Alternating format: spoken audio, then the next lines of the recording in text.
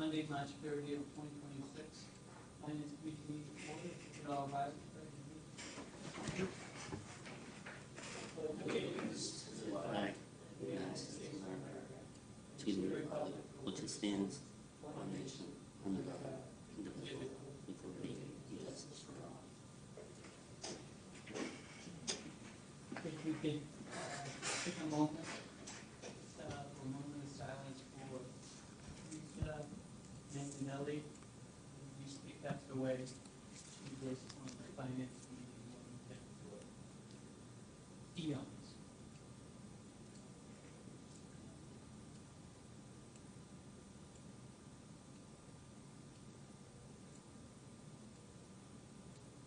Thank you. Okay, so the only thing on the agenda tonight is review number one. Okay, Mr. Chairman. You're up. All right, so starting with Article 1, which is just the election, so I'm not going to go through that.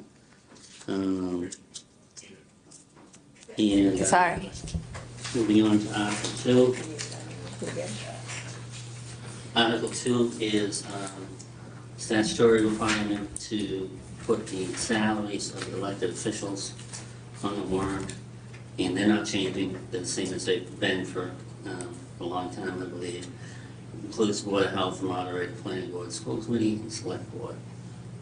So that's, you've seen that article, it's on the agenda on the annual town warrant each year.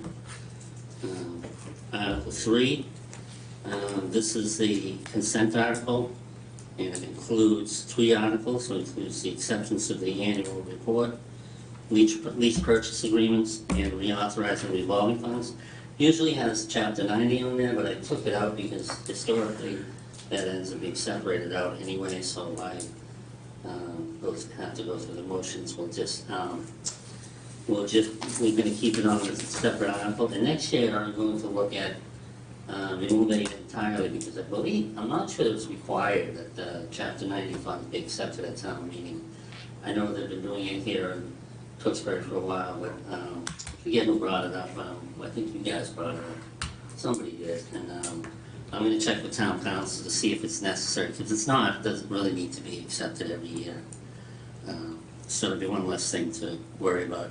But anyway, it's on there for this year, and it's a separate article. The other 3 articles are routine articles. That's what the consent article is for, is to try to expedite some of the routine town business. So that's what Article 3 is.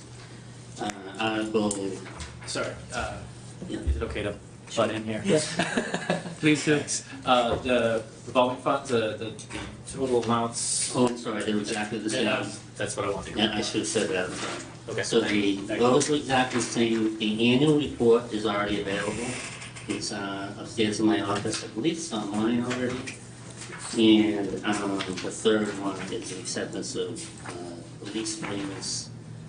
That's Article 27, which is town manager to enter into lease purchase agreements of up to 5 years. So that gives me the ability to do that, and then I have to get approval from town meeting each year to be able to enter into a 5-year lease. Which we do quite often with equipment and other things, so. I guess one more question on the revolving funds. Yeah. How come those haven't, I checked just 4 years going back through the annual reports, how come those haven't changed or gone up? Because really there's been a demand to change them at this point. They do change from time to time, but. It's been at least we haven't 4 seen any- years. I think it changed just like maybe 5 or The 6. Tewksbury Community Market got added 2 years ago, but the last 4 years, Yeah, nothing's I- changed. And I just know GIS costs go up I do think 10% it each year. went up within the last 6 or whatever. I think. I went 4 years back and stopped. Yeah. So if you look, so what Al does, it won't be Al anymore, but he looks at the activity in the town center. There's obviously the ceilings, the amount you can actually take into the account, and then the amount you can spend. It's those amounts still remain appropriate, but if they do become a problem, we'll have to ask to adjust them. And this was all part of the Municipal Relief Act a few years ago. They kind of screwed this one up, where you don't have to reapprove the language every year, you only have to reapprove the amounts. But they should have done it all, right? Instead of, because now we still have to come in every year. it should be, you should change it, whenever there's a change, it should come before town meeting. But they tried to make things easier, but they didn't, they only did the language piece, not the money piece. So, and that's another interesting part of the revolving fund is what you're authorized to spend money out of the revolving funds for. So, if you want, if you're looking for a little interesting reading, you look at the purpose of each one of these accounts to tell you what you can actually spend the money on. So that's those three articles. Article 4 is the budget itself. And the amount in the warrant is the same as if we presented to you. So if you go all the way to page 14, 151,305,758 is the amount of the general fund budget. So like 5.722 million. So everything is consistent with what's been presented to you already. Article 5, same thing. Just going back to Article 4. Yeah. My only question would be is, I know a lot of the department heads requested additional items, so no additional items in part of any of their memos was included in the budget? Because I know we talked about like mileage increases and things like that, that you were So looking the into. stuff that they requested they're the same, but right, you're asking me what, if they requested it? Like, we reviewed the budget, but there was still additional items in their memos. There was some, but, so I didn't change anything that was in the narrative that wasn't requested in their actual budget. Okay. Which does include some of those Yeah, travel. that's what I was wondering. So, that's something, it's a de minimis amount, but we Correct. can address that next year, either through the budget amendment or in the new budget. And then Article 6 is sewer enterprise. Again, that's what was presented to you. Budget of 7.4 million. Revenues are in line to produce a little bit of a surplus. And then Article 7 is also the same as what was presented to you at 10.923042. That is, actually the revenues are a little bit less, you can see, but that's because we're using 455 from the overlay to provide some rate relief, because the last 2 years were very high increases because of debt we've taken on, but that will level off a little bit next year, so we won't be using overlay surplus or water stabilization funds next year to provide relief, because we can get that without that. So, that's important, because you don't want to continually use one-time revenues to balance your budget, which a lot of communities are in trouble with right now. Just for educational purposes, that 455,000, how many percentage points does that curb the water rate getting increased by this year? It's like, So we had projected, this was 2 years ago when I did that analysis, it was 11.5%, and we got it down to 6.5%. okay. And then Article 8 is Stormwater Enterprise, and that's budget is a budget of 780,600. There are no indirects in that budget. The projected revenue is 800,000, and there'll be some money taken out of the stabilization fund for the capital stuff. So that's the same as what was presented to you previously. Do you expect next year to have to adjust that? And we're trying to avoid it every year. One thing we're looking at this year, which I was just looking at with Kevin, was they prorate the multifamily housing units so that they only pay, it's like $75, $75. It's a flat fee for everyone. But if it was a multifamily that was over 4 units, it's prorated, and they get charged less. So we're looking at charging them the same as everyone else, which is $75. And that would affect like, I think it was 1,700 accounts. And that's one way without touching the rates of bringing up the revenue a little bit. And it wouldn't bring it up all that, I think it brings it up like $15,000 or something like that. So that's one thing we're looking at. You know, nobody wants to hear the rates going up, so I'm trying to find other ways to do it, but that's one thing we're looking at. But we'll get through this year. Yep. And we eventually will have to bring that number up. Article 9, cable TV, that budget is $606,000, and the revenue is $610,000, and we have very strong reserves in that account. So we expect that's what was presented to you as well. So that's the cable telemedia account. Then Article 10 is actually, it's a routine, it's the scheduled number to reduce the bond premium is put back in to reduce the exempt debt principal. And that's 27,000 this year. Last year I think it was 32 or 35,000. So it goes down on the schedule. So it's 27,000. So put that in there. Statutorily, you have to use bond premium to reduce debt. You cannot use it for other purposes. So that's why it's presented as an article each year. Article 11 is establishing the Affordable Housing Trust balance allocation plan for FY27, so it's $5.9 million, $70 and $70,000, $248. So that it's an annual article you've done. Article 5, Article 12 is the CPA article, not for the spending money, but for setting up the budgets. And so 57 is the administrative cost. It's $57,148, and then you have to put 10% in 3 buckets: in your housing bucket, your open space bucket, your historical budget preservation bucket. So $114,295 represents 10%. So that goes into open space and housing, and you can see historic preservation is dashed out because that money goes towards debt service for the two projects that are being funded through CPA for debt service.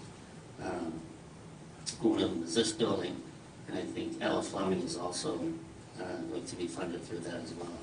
And then the rest of the money is $857,000 that goes into the general reserve, and that makes up the total amount in the reserve for the CPA for this fiscal year. So, and that's in the explanation as well. So the projected revenue is $1.1 million for next year. And by law, you have to break it out into those 3 categories and the reserve account and appropriate amount for admin, which is $57,000. So that's what that is. Can I, sorry, do we want to ask questions as we go, or do we want to? No, yes. I think going as we go, yeah. Yeah. So I'd like to go back to number 11. Okay. We have the close to $6 million. The expenses that are creation of new units and buy down of existing units. So is that, do we have things identified there, or No, how does that work? you know, that's a good question. I'm gonna have to get you the answer for it, but we're not spending $5 million. This is the way it's always presented. I just assumed that it was presented this way to establish what the available amount Well, that's is. what I was wondering. Is that like where it's available for that purpose, and or do we have something identified? Well, we do have, there is the Trahan School, which is about $4 million. That will come out of this money. It probably won't come out this year because that project is like on a very elongated timeline. They have to get approval through the federal government to get different funding sources. They have to do all their planning. And I think that'll take, it takes, their option to lease that property is not, I think it's in fiscal year calendar year '27. So it's unlikely that we will spend any money out of that this year, but there is 4 million that is slated to be spent out of that account for that project. Okay, that's good to know, thanks. But I will inquire is why the format, why it's presented the way it is, because that's what you're asking, right? Kind of, yeah. Yeah. Because it looks like, oh, we're gonna spend $6 million on what? I think what that means is that that's what you can spend, Yeah, I think so too. and like that's what's being allocated this year. But it doesn't mean that we will spend it. And it's, can't come out until the federal government approves. So they have to get funding for different pieces of their project and financing for that project, so all of those things take some time. And once they get all those pieces lined up, then they will exercise their option to lease that property with the town. And then our funding that we give them becomes available, I think, at some point when they start building the project so that we know what's actually gonna happen. Because we don't want to give them any money until we know what's gonna happen. You read my mind. Yeah. Yeah, what is exactly happening over there? So they're It's, building about 44 units of senior housing Okay, in that school. are they gonna tear down the existing, No, they're gonna, renovate? I think they're gonna tear down pieces of it and add on to it, and, Okay, yeah.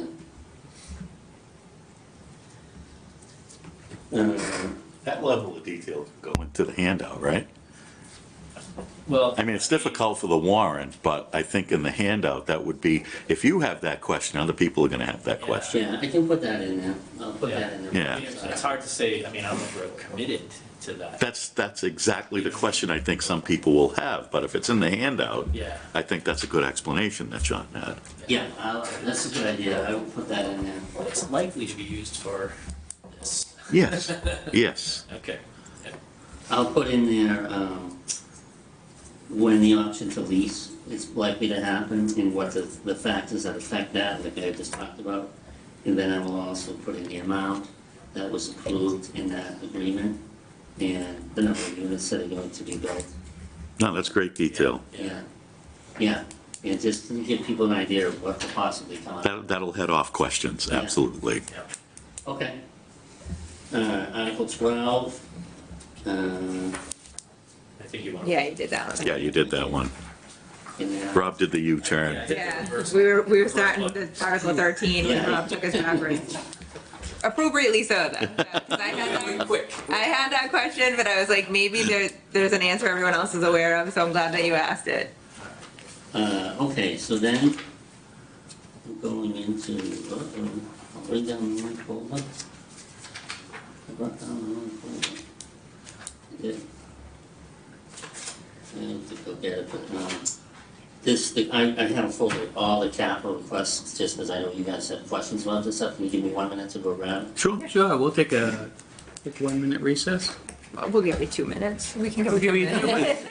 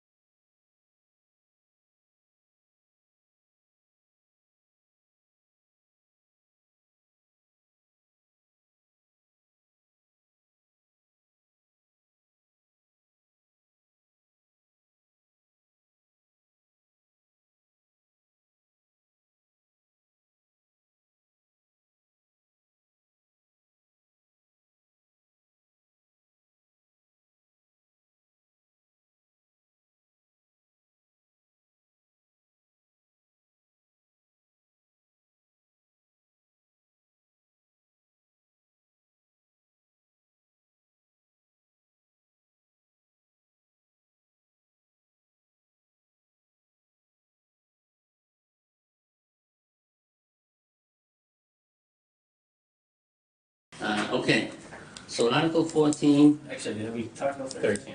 Nope, we're still on 13. oh, we didn't do 13, okay, sorry. So 13 is actually a CPA article.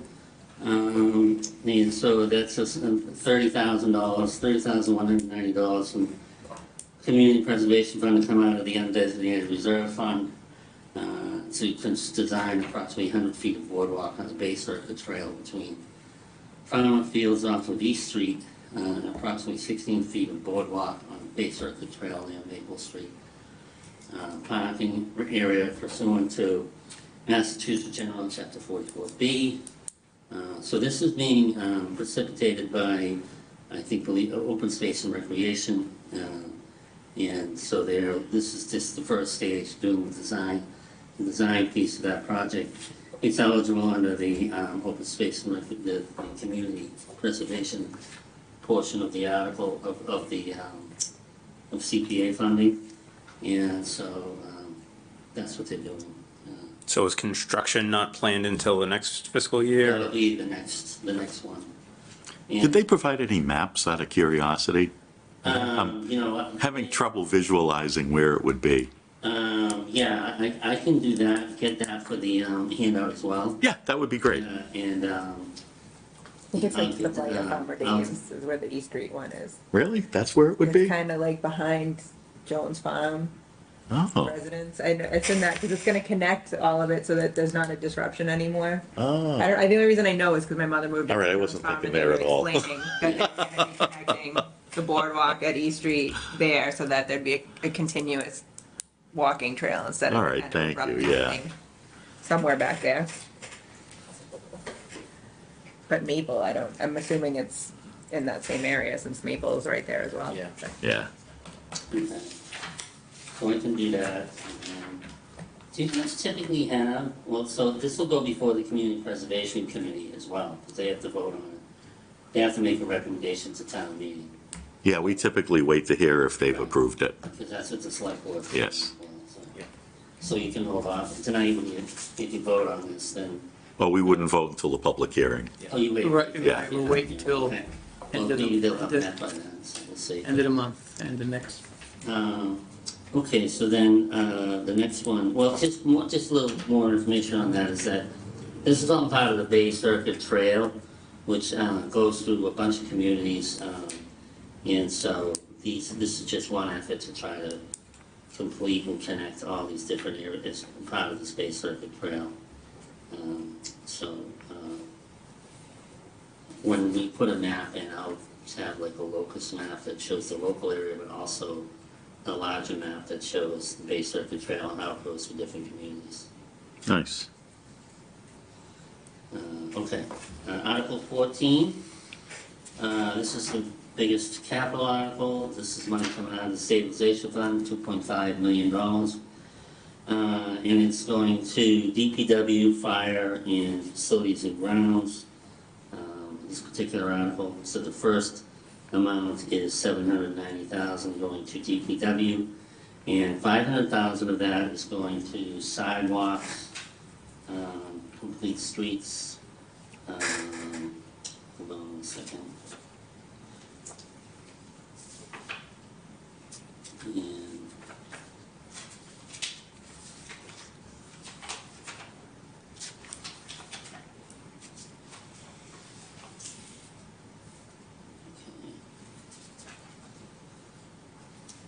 And you'll have some details in the handout for these too, right? yes, yes. And it'll be based off all of these requests that people put in.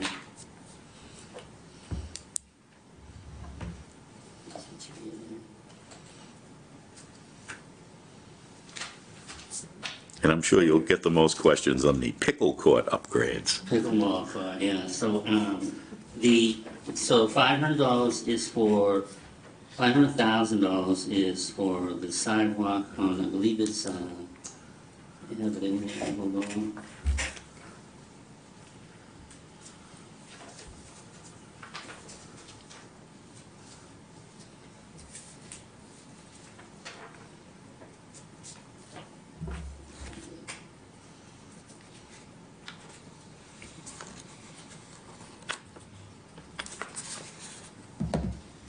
That's not the Livingston Street one, is it?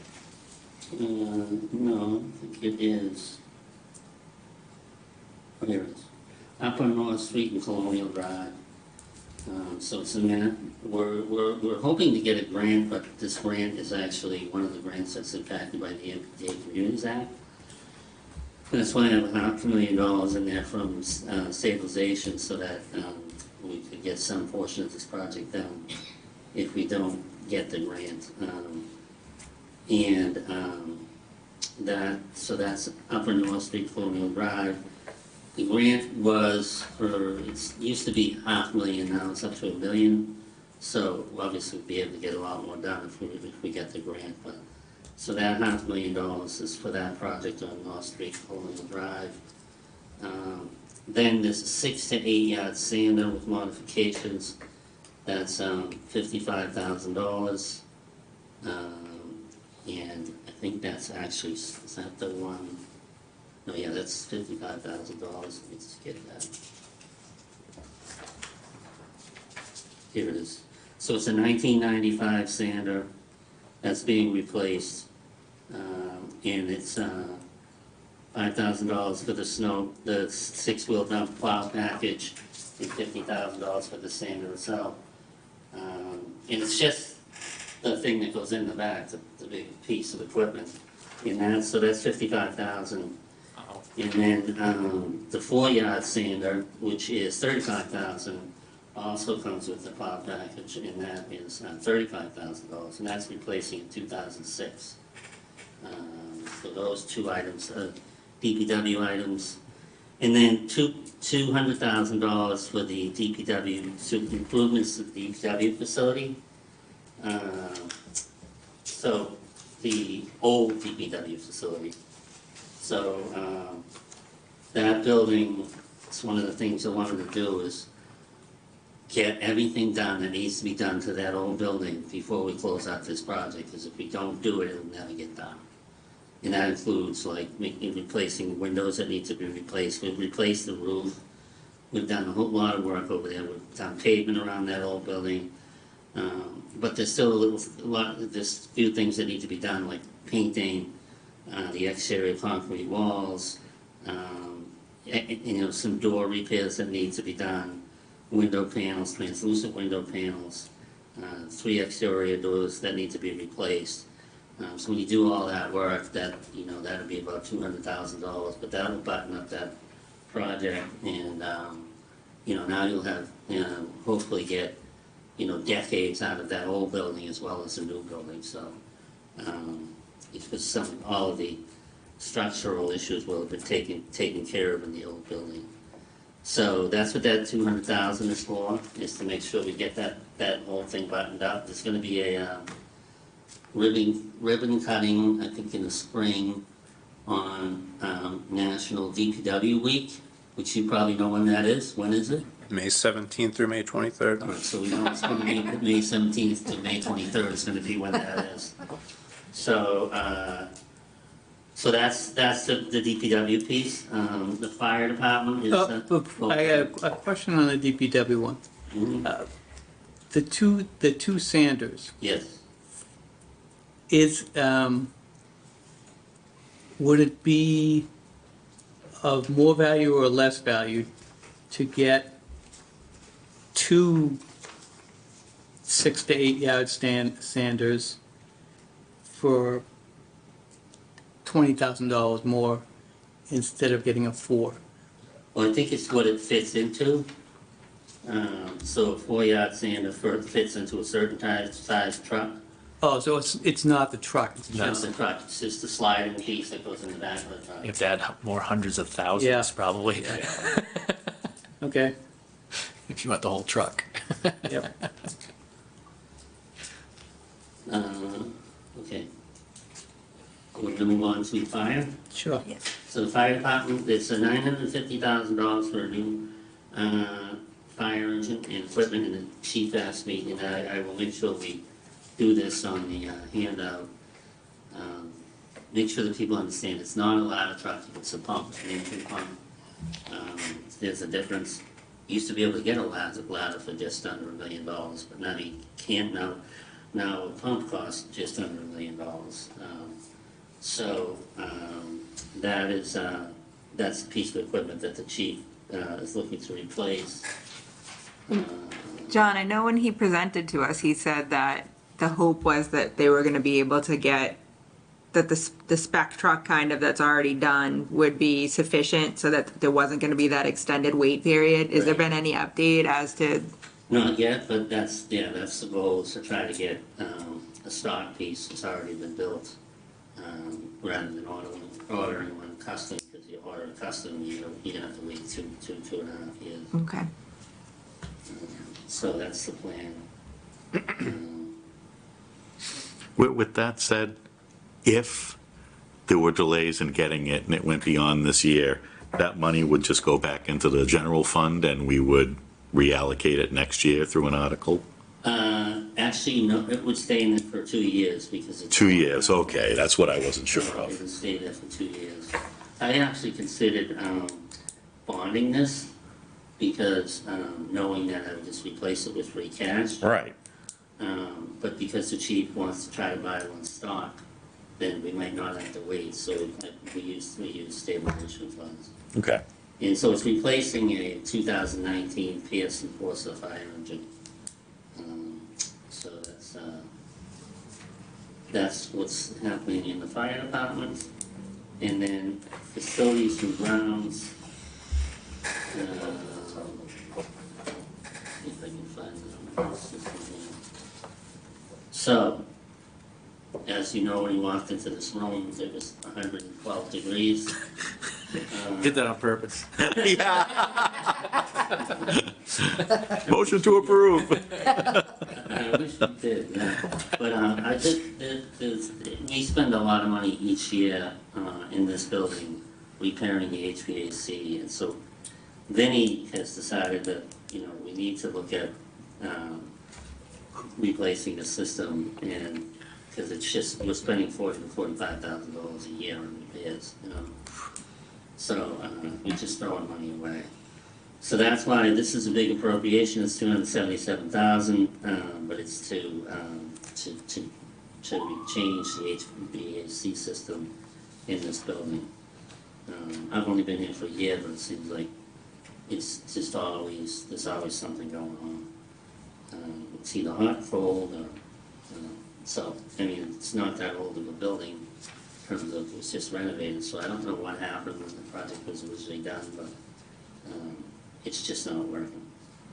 So that needs to be replaced, so Vinnie wanted to move that up this year, which I think is right to do that.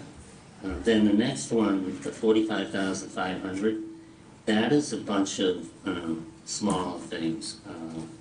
One of them is $5,000, so it's $45,000 in total. $5,000 is the town hall glycol feeder to replace the glycol auto feeder in the mechanical room. Then the flush out in the dry system, the sprinkler lines in the attic, that's a $9,000 cost that he wants to do. It happens every 8 to 10 years. He wants to do, so he needs to do that. And then $10,000 for the install a new backup mini split for the IT closet to protect equipment in case of main unit failure, which we do have. That happened a couple of times already since I've been here. And it doesn't matter whether it's in the summer or the winter, that room gets hot. It can get hot in both situations. It results in catastrophic failure. So he wants to do that. That's $10,000, and then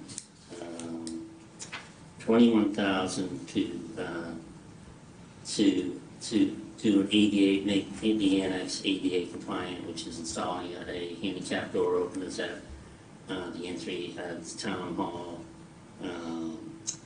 So it's door openers, when you hit the button, there aren't any over at the annex, so in order to make that building compliant, he wants to do that project this year. And then, I think that's it, those are the projects associated with that 45,000. And they all are associated with town hall, and taking care of issues, in the town hall building. So if you have any questions on that one. Then the facilities, the next one is $221,000 for the chiller over at the senior center. That needs to be replaced, and it was actually put in 1992, so it's definitely due. So he's looking to replace that this year, that's $221,000. Just a quick question around the senior center. Is there an outline of a plan of things that needs to be done and when they should be done? Because it seems like we come to the table every year with another huge senior center Yeah. need, but I don't understand the whole plan. I'm not against it, I just don't understand the whole Yeah, plan. let me see what he has, and I'll get an update on that, so. But yeah, every year it was, last year it was the boilers in. Yes, yes, And then the year before that, I think they did something before I got in here too. yes, It's something every year. yeah. And it, that building is at that age, you know, where systems need to be replaced. Still a good building, and some people like lose sight of is that when a building hits about 20 years old, all the major systems need Oh, to be yeah. upgraded or replaced. And if you do it, you get a lot more time out of the buildings. If you leave it alone, then the building's gonna cause you a lot. And that's why I say I'm not opposed to it, I would just like to see the plan. Okay, let me, There has to be a multi-year set of needs for this building. yeah, I'm sure he has that on file. Okay, so that's that one, 221. And then $35,000 for the pickleball court. So this is, adding in sound barrier, like there's a planting berm, I believe in that. And yeah, installing a berm, top and shrubbery to dampen sound. The berm and the shrubbery will last forever. Top will also separate batting cages from the pickleball courts. So it's a little bit of protection between those two things. Pickleball courts can be very loud, so Yeah. that's, I think, Vinny's trying to be proactive about that, because that might become an issue, so that's why that's in there, that's $35,000. Is that what it is? Yeah, 35,180. And then the last item is the $200,000 to upgrade and improve the parking lot at Livingston. So it was originally $150,000, but the price of the quote he got was now it's almost over a year old, and with the price of fuel and gas, he wanted to up that to $200,000 because he thinks that project will be in that neighborhood. So that's to pave that area, the other side of Livingston, on the other, away from the ball fields. Yeah, So that's a project he's been. Yeah, it's currently dirt, right? yeah, that's long overdue. Behind the ball field. So that takes care of, that's all the major, those are the items in that capital article. Were you still planning on doing at Livingston, like a permanent bathroom? I know you brought that up a while ago. Yeah, I was talking to you about that last week. So, yeah, we're trying to get our engineer on this, and the issue with that is not to get into weeds too much, but there's a tank up there where the existing bathrooms are that we have to pump the effluent up to that tank, and then it would be pumped up to the sewer system. Yes, that's a little bit of an engineering design thing that we're trying to do. The bathroom itself will be a modular platform with a slab on a slab. That's not the hardest part. The hardest part is getting the, So, but yes, that project, we're working on it this construction season. And then Article 15, $227,000 from stabilization fund for the schools. 27,000 of that is critical incidents mapping software for the schools. And also, it also is integrated with the police department. And then, I know that they mentioned these two projects here when they came in. One was to replace the projectors at LG1, $50,000, and one was to purchase iPads for PK grade, it's a grade 1, that's $150,000. So these aren't annual expenses, these are things that come along every 5 or 10 years. So rather than hit them and put them in the operating budget, we appropriate money from free cash or stabilization when the need comes around. So that's what those 3 items are. Then moving on to Article 16. Just one quick comment. So in the handout, can you just make sure that we understand what the beginning balance of the stabilization fund is? All of the articles that are taken from the stabilization fund, their total? Because that always seems to come up as a question at town meeting. So I did last year, I put in the book, the handout, I made it into a book, but I have a long table that has all the balances at the top, and then what's coming out of. Oh, that's perfect. That's perfect, yeah. And I showed what article it is, That is great. yeah, and so that, and it's actually an 11 by 17 page in the book that opens up, because it's a really big table. Perfect. And people yell at me because they can't read. No, but that level of detail is great. Yeah. Thank you. Okay. John, just one other question. The iPads, do you have an approximate amount of how many iPads are gonna be purchased? I don't know if he gave me anything for that, let me see. That's Article 15, yeah. I do have that, I think I asked him to send me, so let me see what I got. They're not cheap, I know And that. I know they're not cheap, that's why I'm curious, how many, 150,000 bags, yeah. Here it is, yeah.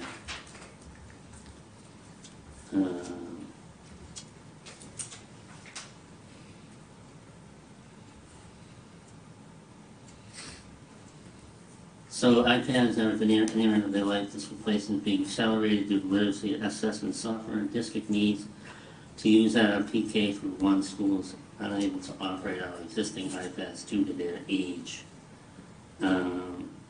He didn't say how many units, but I can find out. Okay, I'll see what I can find out. And when I write this up in the handout, I'll put the number, how many iPads. thank you. Assuming it's for around 300 students, that would be $500 apiece. Sounds about right. They're probably a little cheaper, but are they using Chromebooks or is it iPad? I mean, what Well, it does say iPads here, not Yeah, Chromebooks. 'cause the younger kids need a different product. Yeah. Different size. Yeah, okay. All right, I'll get that for you. And, what I did too. Sorry, you were starting Article 16. Yeah. How many iPads? Good question, though. I'm just curious, I mean, I I know. know there's, like, with all the memory and, just Yeah. curious if it's gonna be sufficient to cover the enrollment for a while, or, So Article 16, this is the sewer enterprise fund. And II is $250,000. And each year it does a different amount of II. A lot of this is required by, consent orders. So if you, I'm sure all of you know what it is, but infiltration, water that gets into the sewer system through things like manhole covers and things like that. During a rainstorm, what happens is a significant amount or more of effluent in the system. It's not really effluent, it's effluent in stormwater. So it gets in, and taking that out creates efficiencies and saves money. So they use that $250,000 to do those projects. Let's see what he has listed here.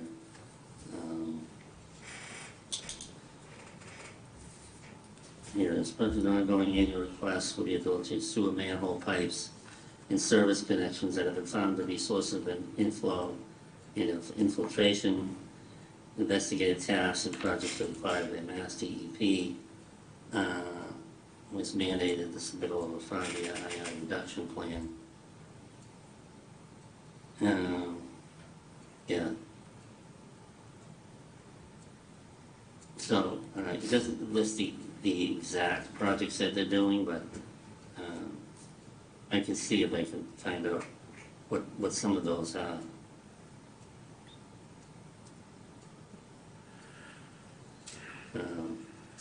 And, so the pump station improvements, that's 350,000. And, again, that's going to become a greater need for the town because we have so many of them.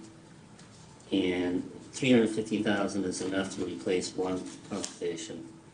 We're doing one this year, and then this will do another one. But I think we have to get a more comprehensive plan moving forward to address this issue because it's going to become You've got a lot. a bigger issue, yeah. So we've been paying a lot of attention to water and other things, but this is something I think we need to develop a more certain long-term plan on how we're going to continue to address this. If you look at everything that we project for the sewer enterprise budget moving out, it's pretty manageable because there's not a lot of capital planning in the future. So, but this is the one area I think that we're gonna need to address. Not one, but it's one of the more important ones, so. But this is an attempt to address some of that, but I do think it's an area we need to pay more attention to in the future. Which Not one, very glamorous, but- which one is being replaced this year? He says, let me see.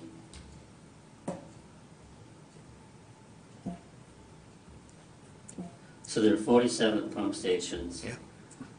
They were constructed between 81 and 2009.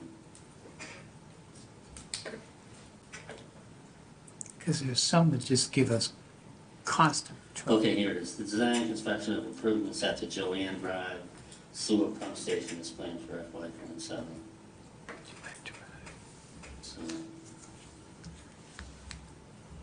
So that's the one we're doing this year. Okay, So they've covered that. Then the rest of these items, except for the last one, are split between water and sewer. Let me just find those, and they're on my other sheet, which is over here. Here it is. So the utility body truck, that's in the sewer enterprise budget, that's $45,000. Celtics variation. Let me just look that one up. oh yeah.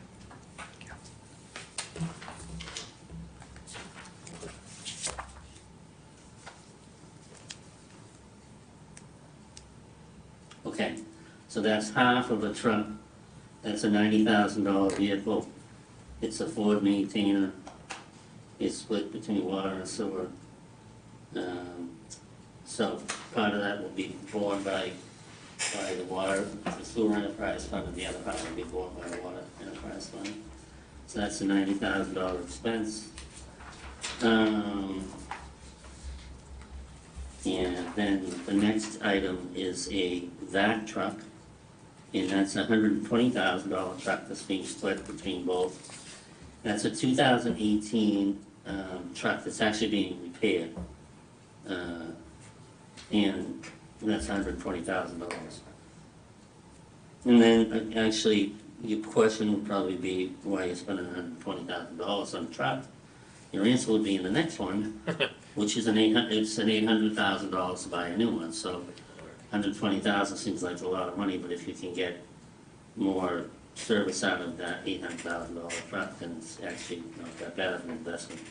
So one truck is being repaired at $120,000, another is being replaced at $800,000, and that's a 2003 vac truck, and that's split between water and sewer. And then the sewer jet vac truck is $175,000, and that's exclusively for the sewer department. It's not split between the two funds, and that is, doesn't say how old it is. But I'll see if I can find out.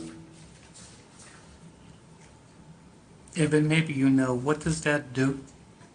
The sewer jet. Which one?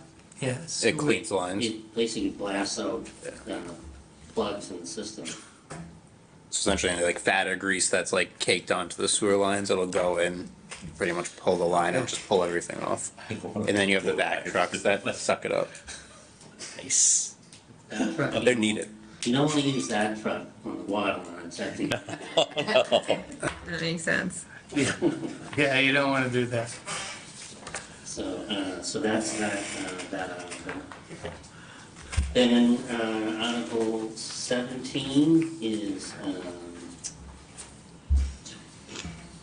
$855,000 for the water enterprise fund. And I'll just jump to the last three, because those I already talked about. Utility body truck, the back truck, and the other back truck. You can see the same amounts, 45, 16, 400. And then I'll jump back up in water treatment. Let me just do that. So water treatment plant improvements, that's $200,000. Let me just go over to that.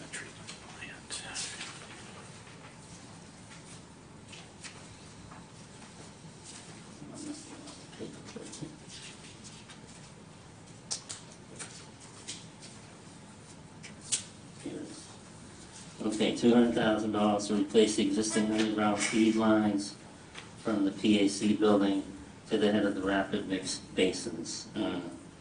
This is a crucial process for treatment of water. Current lines are clogged and an above ground line is being used temporarily. Failure may result in the loss of water output from the plant. Risk of failure to critical equipment of water treatment plant operation. So this is kind of critical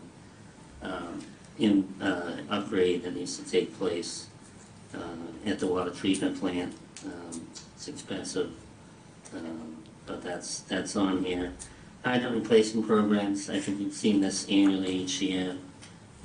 It's to replace hydrants, and I believe it's the cost of the hydrants themselves, whether they budget, I think they do the replacement themselves, and sometimes they do it all the time. Replacement of outdated, damaged, non-functional hydrants, often a hybrid of contractor replacement and stock purchase for in-house improved installation. So we do the installation ourselves throughout the year. And I know what you're gonna ask me, how many are they gonna replace this year, right? Let me see what $150,000 gets you. I think when this question was asked before, he kind of answered by saying this is what we replaced last year. So let me find out. Actually, I'm more curious about where they're getting replaced, as opposed to how many. Right, 150 will probably buy you 35 to 40 hydrants, Okay, somewhere, depending on what they buy, exactly. but you wanna know where they. Yeah, I'm curious about where. How many hydrants do we have in town? I think it's like 2,600. And what's the life expectancy of a hydrant? Depends when it gets hit. Yeah, Is that what it is? I mean, they'll last 50 to 75 years. There's components inside, so they have rebuild kits. Yeah. So you can actually rebuild them without replacing at all unless they're decrepit. Does that happen quite often, gets hit? Oh, yeah. Yeah.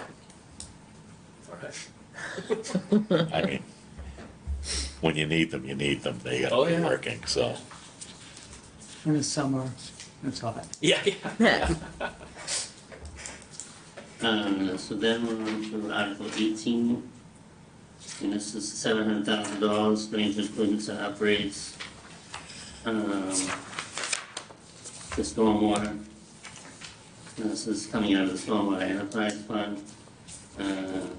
Includes, the major piece of this is the fiscal year 27 includes the replacement of the Upper Pinnacle Street culvert and improvements to the drainage system in Florence Avenue. So that's what this money is for. And I was actually just out this week, not this week, I guess it was last Friday, right down at the Wilmington line right there, where all those lake houses are, Greenwood and that area. Yeah. And we're doing a lot of stormwater work from the previous one in that neighborhood. You know, streets are a mess down there, that's why I was there. But they're a mess because we have to replace the stormwater infrastructure, and then there's a water line down there that needs to be replaced. So each year, we've been trying to knock off some of these projects. So last year, I think it was that neighborhood. This year, it's gonna be Pinnacle Street. Pinnacle Street culvert. So that's what that is. Sorry, that's coming out of the stormwater? Yeah, So what do we have in in that? I think we have like just over $1 million in that account. Okay. And that'll be on that table. Yeah. That I put in the handout. And then Article 19 is kind of an annual article now, 5.4 million bond authorization to do more replacement of the distribution system. And it was on there last year. I think, was it last year the first year, or was it the year before? It was last year, I think. Yeah. So this is second year, and then there's also the 1.5 million for is the next article, Article 20, and that's the meter replacement, not the meters themselves, but the readers that are being replaced. And Mr. Chairman, I love the script that they've pre-written for you. The motion? You're gonna need some water to, You know, I was Take in thinking the same between. thing. It's That's just gonna make me Paul read the, Yeah, I don't know. Paul Council does that to us. Thanks, Rob. And then the Still blaming you. Article 21. it's like a commercial for a medication. I have you a know? question on 20.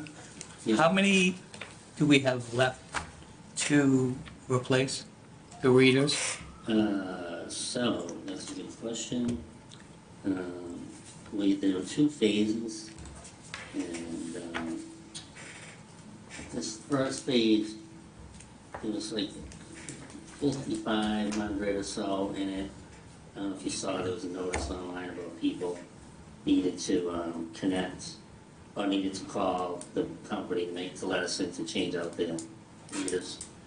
That was like 5,500, and then the next phase is a little smaller, so it's like 11,000 in total to replace in that neighborhood. But by the time we replace them, then we're gonna have another replacement program for the Yeah. ones that are even older than that. Well, this is just to replace the things that, basically the cell units that send the message to the town. Yeah. The meter The interface. ion water, MIUs. the ion waterproof. Yeah. Yeah. And, I don't know when the meters were replaced, but I think they were replaced fairly recently, weren't they? Meters, I think they're Depends bad. how long a water meter lasts. Yeah, I don't remember. I don't either.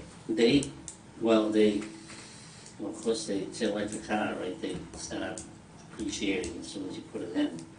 They become less and less accurate, but I think they're good for like, you know better than me, probably. 15 years. Yeah, 15 years, yeah. And then you gotta go out and replace them again, So, Sounds about right for the last time I had them put in. It's only in your benefit, Yeah. the longer they last. so, Article 21. Sorry, to go back to Article 19. The main replacement for water mains, is that money ever gonna go up? Because every year, if it's 5.4 million continuous, I asked it during, when Kevin was here too, but I think that number we have to start considering increasing that number. Or, I guess with that money too, is start focusing on roads that are getting paved with Chapter 90 funds. Because a large portion of water main replacement is the paving after the fact too, so you could save the town We do money. do that, Okay. so we do incorporate, we try to marry those 2 things together, what the roadway management plan is, and what the water distribution system replacement is. Because I remember doing this in Bill Record too, and if you end up, the 5.4 million, if you strictly use it for the water, the distribution replacement, the work above it could be another $1.5 million.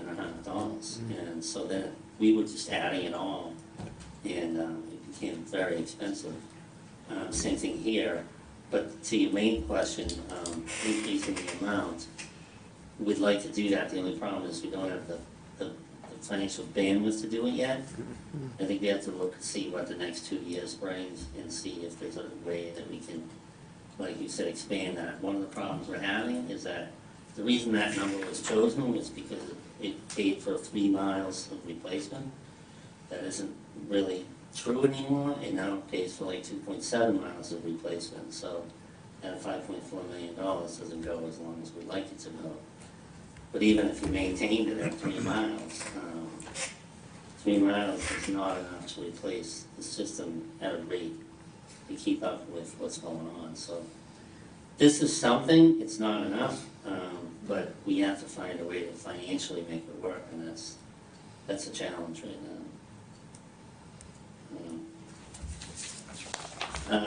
Article 21 is the HEROES Act, and that is just to allow you to be able to adjust veterans' tax abatements, linking it to the CPI so that they get a better abatement if the CPI goes up.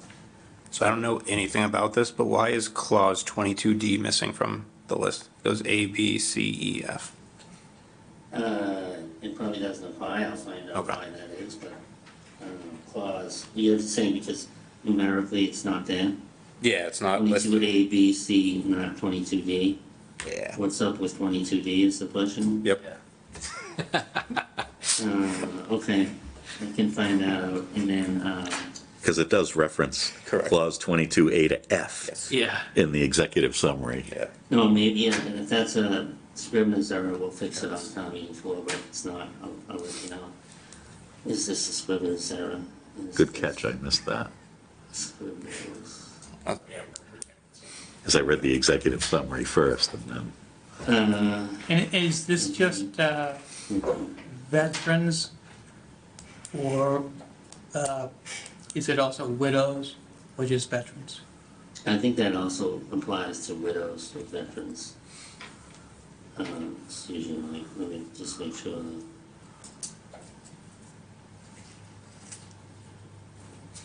But typically, veterans' benefits apply to widows, Yeah, yeah, but it's not a bad clarification. yeah, I'll get some clarification on that. And if anyone So doesn't. 22D is the spouses. So that might be why. Oh, 22D is the spouses? Yeah. Maybe maybe I'll have to find out if statutorily it wasn't applied to the spouses. looked I just looked it up, and then E is, but E is fathers and mothers of the, so I'm Yeah. assuming if fathers and mothers are I'll included. find out. If it's a Scrivener's error, we'll put it in. It sounds like it could be if it's fathers and mothers, yeah, let me find out. And if anyone doesn't know, CPI is just the rate of inflation. Consumer Price Index, so, Article 22 is that article about chapter 90 that you accept every year.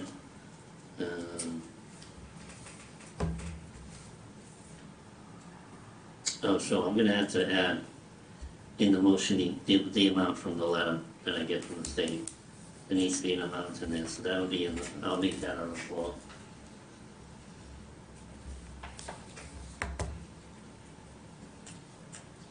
Okay, and then, Article 23, is this the, this is, Dustin's article? That's an article. And then Article 24 is the petitioner's article, this is, this is Shawshan's article. And Article 25 is the petitioner's article, So just real quick, going back to Article 24. yes, What if, is it an all or nothing with this? yes, money? yes and no vote. So if one town votes no, even if Tewksbury votes yes, or any of these other towns vote yes, it doesn't So matter. whether you mean, is it a majority or is it, do they all? Correct. vote for it? Supermajority. I believe, I would think it would be, they have to have a majority, but I wanna double check that because, it might be that, because it's an appropriation, each one has to approve an appropriation from their own accounts. Yeah. It might be that one could knock that out of the gate, I need to find that out. I thought when they presented to us, we asked them about the warrant and confirmed that all of the towns needed to vote yes for it to be. Yeah. I thought, but I do, I mean, if you could make sure.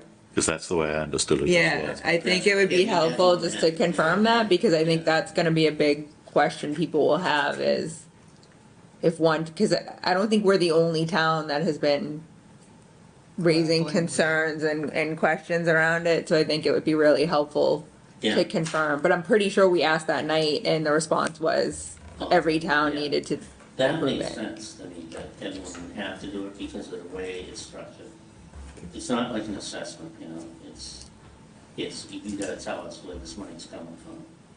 The MSBA was very specific about that, they said each community has to tell you where it's coming from. And speaking for myself, on the record, I do not think the town should support this article. I think that what's going on at Shawshene right now, they have a lot of problems over there that they need to address. And I think they should take care of those things before they come looking to us for $405,000. And I'll give you two reasons why I believe that. One is that I think that there was some general mismanagement of funds over at the Shawshene, which resulted in them not having retained earnings balances, which is free cash to us. They were planning on using that to pay for this study, and that's fine, because that doesn't affect any of the participating communities in a negative way. And when I say negative, I mean an unplanned expense. That's what this is. This is an unplanned expense that we have not put in our capital plan. And I don't think it's fair for them to come in here and ask for this kind of money outside of an assessment, when usually, traditionally, all of these things were handled within, you know, whatever assessment they got. And the reason they created that stabilization fund was so that they could put money away from our retained earnings and use it for purposes like this. My second reason that I think this is not appropriate is that when it was presented to it was here the other night, it's presented to you guys, right? And the amount, the cost of the school is not really identified. And, you know, I think it was striking that there was a presentation done by the town on a project that isn't nearly as far along as this one is, where we spent money, we did a study, and we established what a cost would be so that the taxpayer would know what they were voting for, because they're voting for $405,000 without knowing what the cost was. Yeah. And when that was presented to this board, this committee, it was presented at, she thought it was gonna be 320 million, and then it went up 70 million in 2 minutes. And I just was almost insulted by how unprepared they were with this coming in and having the audacity to ask for that kind of money without having done any work on preparing for the project and asking taxpayers to pay for something that they don't know what they're paying for. So, that's my position, I hope I didn't. Which town has their first town meeting to vote on this, I wonder? I feel like it might be us, but I'm not 100%, because I think Burlington, I got, it's in April that it goes before their Ways and Means subcommittee, like they have it structured differently than we do. Wilmington's town meeting, I feel like, is maybe before ours. Maybe it's Wilmington. I'm curious. I don't know, but I know, I mean, that's why, you know, it was nice of you to honor Teresa tonight, but I know a lot of us watched the Wilmington Finance Committee meeting where it was presented there. It was noted that Tewksbury, you had gone on record as not supporting it, Yeah. and they also had the same concerns that we have. They expressed those, it seemed that, and I believe Bill Ricca has also expressed some concerns. I don't know if they've been as adamant in their They voted- concerns. The finance committee voted against the budget. They haven't met On this yet? Okay. And Burlington, I believe, are reviewing it in the subcommittees, like in the next 2 weeks. Yeah. So I don't know if there's been anything documented about their public position, but I do agree with what you're saying. I agree with kind of what Wilmington's assessment was, that there needs to be a heck of a lot more information, and I don't think it's fair to say, well, if we don't do it now, we might have to reapply and it might take a few years. I think they need those years to kind of put back together what's clearly broken there. Yeah, so just, I didn't want to be too subtle, Yeah. but I don't know why I feel so passionate. We could read between the lines. But yeah, you know what it is? It's because there's so much oversight on cities and towns, and I feel like there isn't oversight on regional school districts, and this is what happens. And that's what we're seeing, you know, so it's just frustrating. That is it, except for section 3, which is Article 3. No, so anything that was potentially removed from the consent calendar, which I don't anticipate that will happen, especially since chapter 9 has been taken out of the so that's the regular one. Are we doing the special too? Yep. Let's keep going. All right. Bob, How many do you have here? Oh, it's okay, a few. So Article 1 with the special, so we're moving $280,000 from various accounts into other various accounts. And so we're moving money into police regular overtime, moving it into Medicare, school health.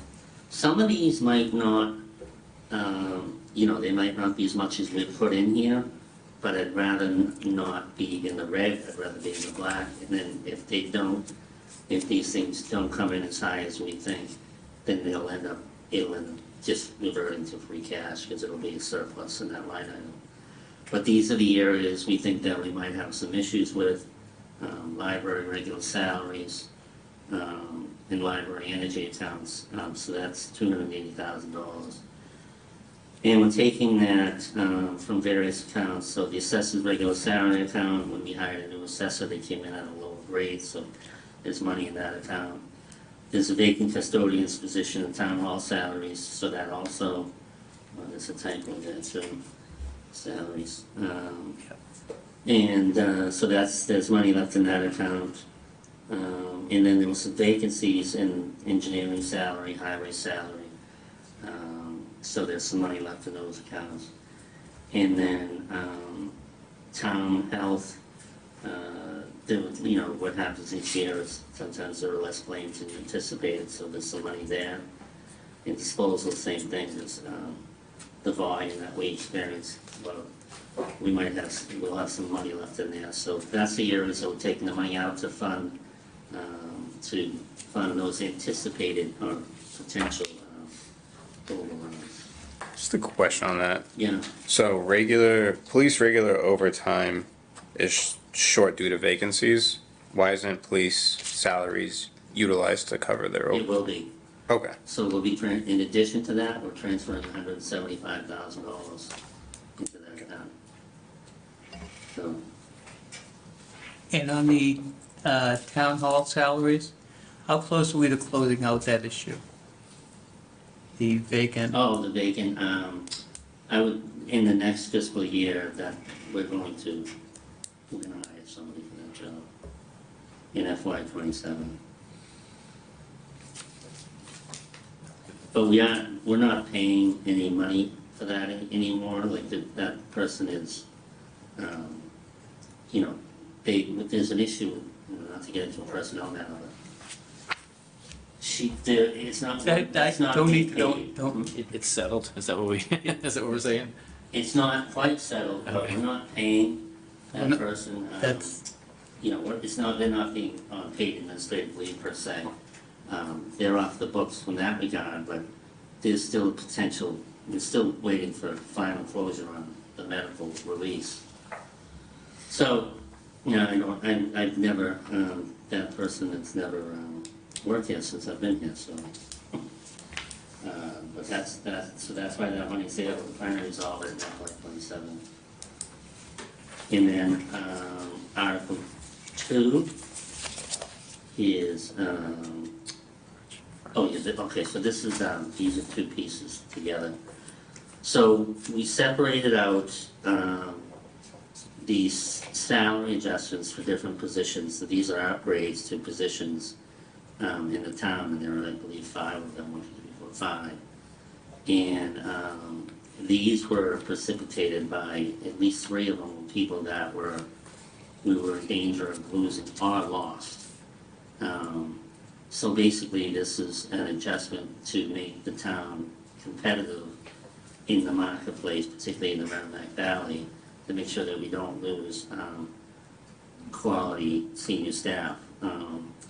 So, starting with police regular salaries, so that's an amendment to the contract for the police chief's salary, and then the fire chief as well. So what I did was I looked at people all on that line, which are police chief, fire chief, DPW, and I looked at those 3, and I compared them to surrounding salaries. And I have a thing, I'll just show it to you. You can see if I can get it. Yeah, John, just while you're getting it, the Burlington, just to go back to the Shawshene Tech, the Ways and Means Subcommittee is April 6th. Ways and Means General Committee is April 8th, and they're presenting to the Select Board April 13th. I don't know what's televised, but I'm assuming at least the Select Board meeting would be televised. Just in case anyone's watching and cares. So Wilmington voted to approve the, The warrant the article? warrant article. Really? Yes, Interesting. that's the one that Teresa was on with. She was on the Finance Committee, Yes, the Wilmington Finance Committee, voted to approve the warrant article. Interesting. yes.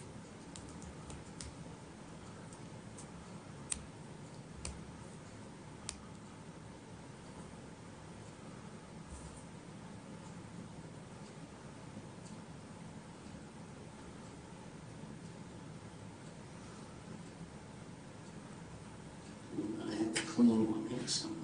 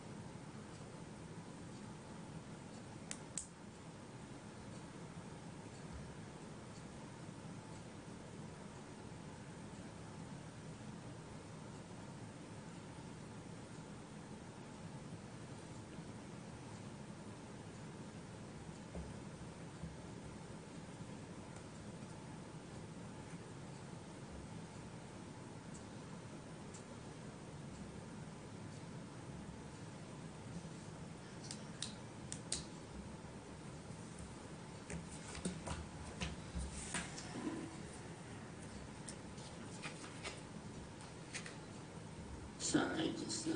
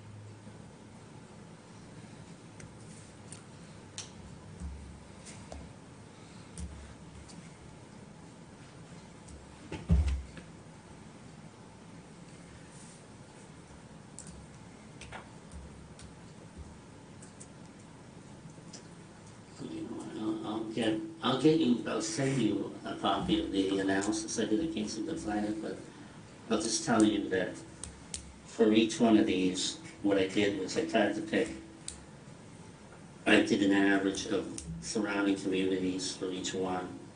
And so the range that I picked was right sort of right in the average. I think the police chief was a little bit above the average, not the police chief, the fire chief was a little bit above the average. But if you look at this, you can see these are the salary adjustments for FY '26, and then I do the same thing in FY '27. And then down below, we have to adjust the actual payment, this wage scale.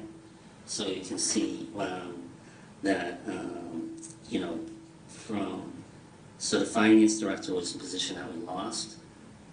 That was because that position, I think, was not paid well. So that position, the new person that came in, she came in at the high end of the scale, which was 184. And the previous director was making like 120 or something like that. But that's consistent with the people in the area. The one in Chelmsford, from my memory, was like 195. So they're all right around that 180 range. And the person we hired, she has great experience, so I think that's appropriate for that position. So that's that one. And then if you look at the Director of Public Works, he falls into that category of, I believe he's in that 149, 152 category. I'm sorry, which goes down. So he goes into, if you look, you can see that the range for those grade 14s was 128 to 160. Now the range is going to 148 to 185. And so he falls at the mid to high end of mid, the DPW director, which is about the average for those positions. And then in the 12, I just actually added 2 positions to 12, which the Human Resources Director, I did that a while ago, so that's actually in the budget, it shows in the budget, but I had to adjust the wage scale as well. And the building commissioner was someone that I think we were in danger of losing.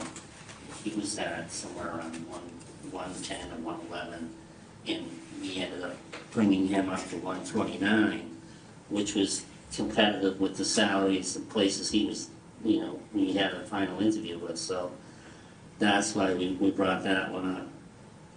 And then the fire chief, again, he's at the high end of this scale.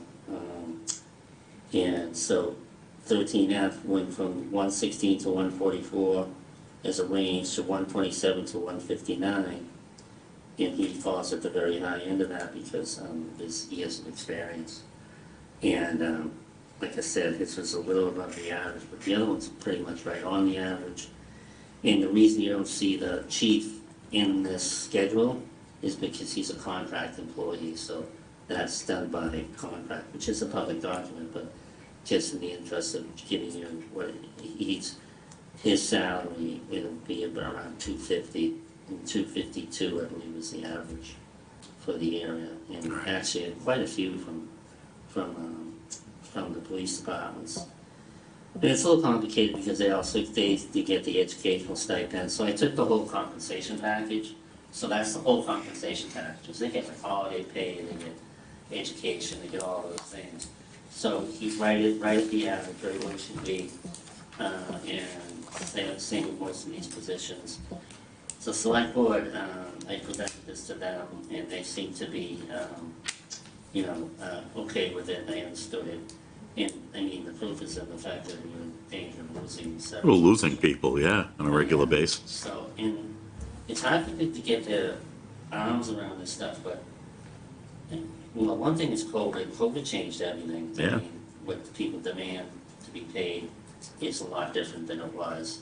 I don't know exactly why, but it is. And then I think the municipal jobs, some of these jobs, you have to have a wide range of experience and talents to do these jobs, and they're not easy to find. And there's not a lot of depth, there's not a lot of people coming up who are prepared to do these jobs. So in order to get the few people out there that are qualified, you have to be able to compete.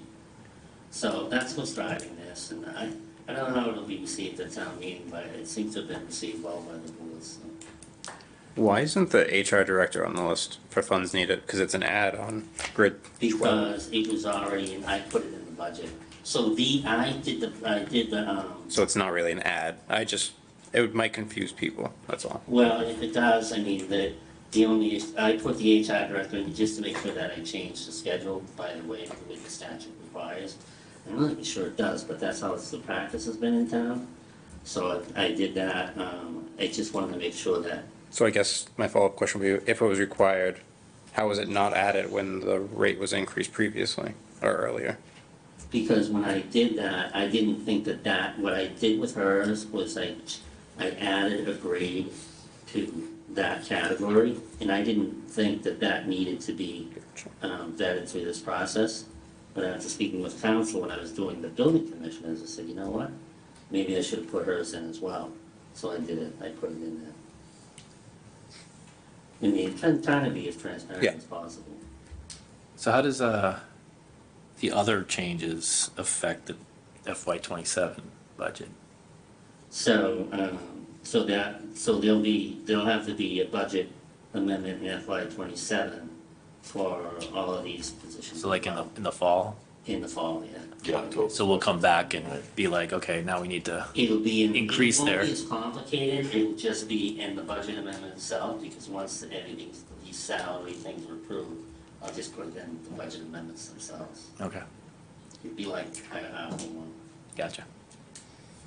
Your analysis, are you confident that there aren't any other silos of knowledge that we don't want to lose, that we may still lose? Yeah, I know that Richard had done some adjustments, a couple of years ago. So some positions have been addressed already.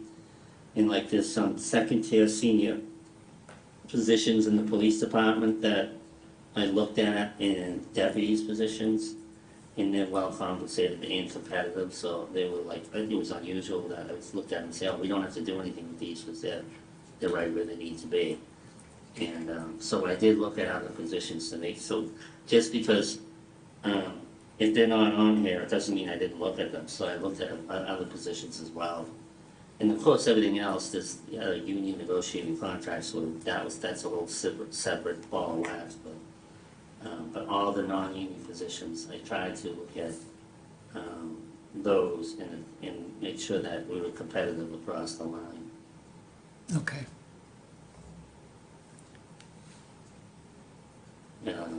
Okay, then that's, so that's Article 2.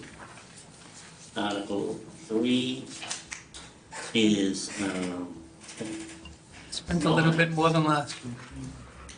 so 1,004,000 from the stabilization fund. 590 from free cash, we put 600,000 aside for that, and we grabbed 10,000 for these, for the prior year expenses, which is the next article. But this is very high, obviously, it's a big expense. We'll try to recoup that money out of free cash in the fall if we can, because I will definitely try to recoup. The first thing I recoup is all the money we take for capital articles, and put that back in stabilization. And then if the number's good enough, I'll try to grab back the money that we lost for snow and ice. Then the other policy items that we have, 25% for OPEB and whatever else is in there. But this would be the second priority, reimbursing, but thankfully the money's there. We might recoup some of this money in FEMA if that ever gets approved. I think we had like $250,000 in expenses for that big storm, so we might get some of that money back. But that's where we are with that. Quick question on the free cash, it says July 1, 2023, certified free cash? Is that correct? What do you mean? Not only that, but I thought I don't know, I thought we always moved our free cash into the stabilization fund. So we do, but we leave 600 out Oh, yeah, for this. right. And then we assume that we're gonna have a $600,000 overrun. Yeah, And so we leave a balance of 600 in free cash, and we take everything else and put it into stabilization. is it 2023 correct, or is it? Where are you seeing the 2023? It's under the department bullet, whereas in the executive summary, it says 2024. Yeah, Yeah, that should be 24. okay. That's a typo. All right, I'll change that. And then, yeah, because yeah, okay. Yeah, it's actually 2 years. All right, so then, 2024. then prior year bills, $9,600 in prior year bills from various accounts. So that'll be covered by free cash as well. What practices are put in place to avoid bad bills like this? What was that? What practices are put in place to avoid bad bills? Well, you mean missing bills? Yeah, I mean, It's hard because, they're all, I wouldn't know exactly why each one of these was missed per se. There's an article like this every single year. Correct, but it's- Things like this. no, I mean, it's And I not think good it's for more, municipalities to be I doing think this, and it it's seems like. more lots due of to this- when they invoice us as opposed to us not paying attention to it. At least that's the way it was explained to me. That's what I've heard, And yeah. you have to think about the volume of transactions in a $150 million budget, and you're talking about, Oh, I'm not saying it's, I'm just saying like practices to avoid, I mean, this has just happened to be $100 bills, it could have been $1,000 bills, right? And it could have caused a problem, I guess, think what what other happens is- practices in I think place? the reason you see it like this is because nobody's chasing down $300. And I'm actually shocked to see the $6,100 bill. Yeah. Because somebody should have been looking for that money. And not us, but I guess it's National Grid, so that answers your question. Well, they didn't want to get arrested. So, yeah. But yeah, usually these are all like the 25 and $100 kind of Yeah, things. it's a little. So then, Article 5 is I talked to you about this earlier, this is it's actually 100, I think it's 191. I think that's a typo, I think it's 191, 566. So I will check that, and that's something, I guess we could adjust that on town meeting floor, I don't even know if it's worth it, but it's a $5,000 difference. I will check that, see if that's an issue. But that is because of the assessment was higher than we anticipated, having to do with the volume going down a lot more on Lowell's end than on us. Ours isn't down by 20%, ours went down by 10. So, I know Kevin has been sitting down with them, we have to anticipate what the dynamic is gonna be moving forward with the assessments. I know there's some capital stuff coming along on the Lowell side, so that will impact the assessments, so we have to just be aware of that and, moving forward, so. That's what that one is, but that is coming from, retained earnings, and then next year when we set the rate, it will include whatever, hopefully an assessment that's more accurate than it was this year. And I don't think we'll lose any steam over that. And then the last one is, PFAS article, PFAS settlement. And this is for the fire department, $300,000 for turnout gear, for the fire chief to replace turnout gear that has PFAS in it, and, with new turnout gear that does not. And then cancer screening for his department, $63,000, it's a one-time expense, using, PFAS funds to do that, so, that's what that is, and, we had originally had $800,000 agreed in that settlement. I spent a little last year, I think there's about a little over $400,000 left in that. But I'll have that on that table.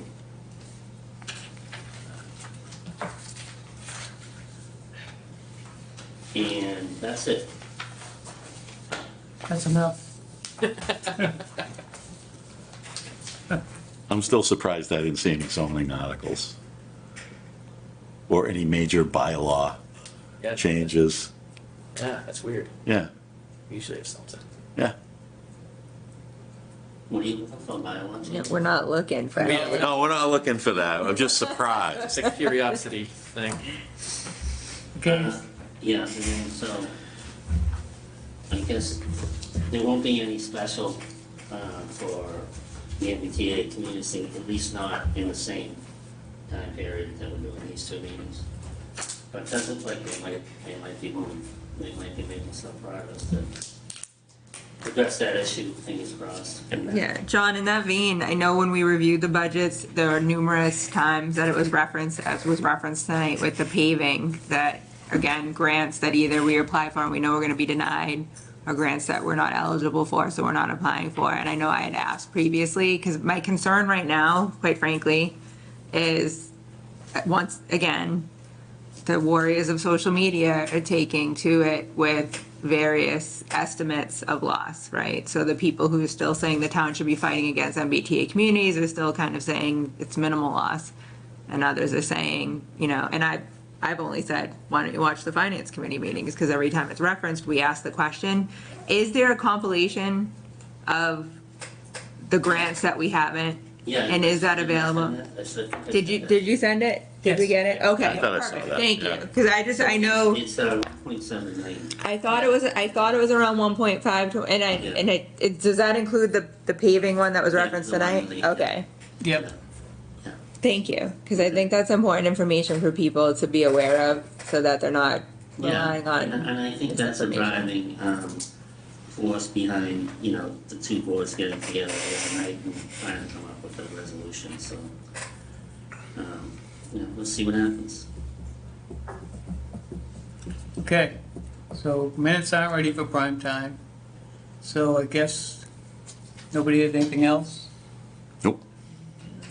When's our- When's our next Our meeting? next meeting is end of the month. Yeah, so I was April 20, so we had April 6th, only if we needed to review any department budget follow-ups. I don't believe there was any request for that, right? So then the next one would be on April 27th. The public It's hearing. the public hearing on the Yes. budget and warrant articles.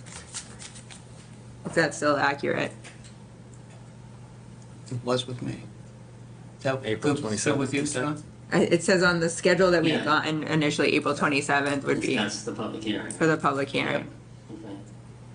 I guess if anything comes up in the meantime, we have, Yep, and Almost a John, you'll month get us to- answers to the questions we asked Well, tonight. that's why I was looking, I just pulled up the email because I'm like, did I have this written down correctly?